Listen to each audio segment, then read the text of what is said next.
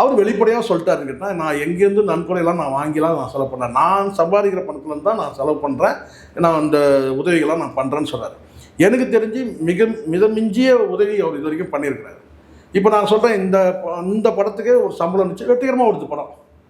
இப்போ இந்த படத்தில் உங்களுக்கு சின்ன ஒரு உதாரணம் சொல்கிறேன். உங்களுக்கு அருணாச்சலம் படம் பார்த்துருப்பீங்க. ஒரு பெரிய தொகையை வந்து செலவு பண்ணணும்னு நினைப்பாங்க.